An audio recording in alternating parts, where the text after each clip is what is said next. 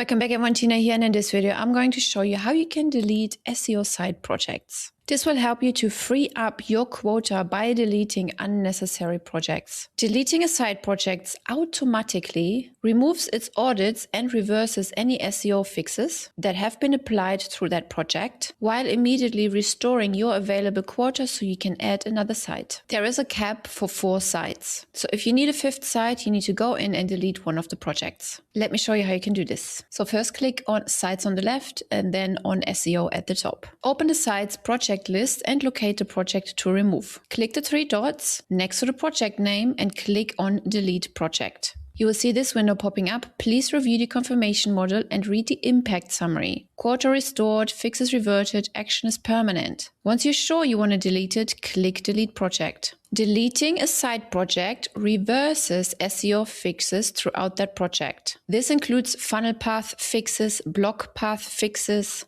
external fixes, such as automated adjustments triggered by the project, and manually made edits that are unrelated to the project's auto-applied fixes typically remain. After deletion, please consider revalidating key items, such as redirects, sitemaps, search console coverage, and more. See if you still need them. Deletion is permanent, so please be very sure before you start that process. Typically, admins and those with permission to access sites and SEO can fulfill this action. You can also re-edit the same domain after deletion. Once the quota is restored, you can add the domain as a new project. You will then have to start a fresh audit. If you want to verify the quota settings, just go to SEO, Settings, and then Quota Usage. And that's it already. Please be sure to check out our free resources such as white label videos, support snapshots, courses, SOPs linked in the description below.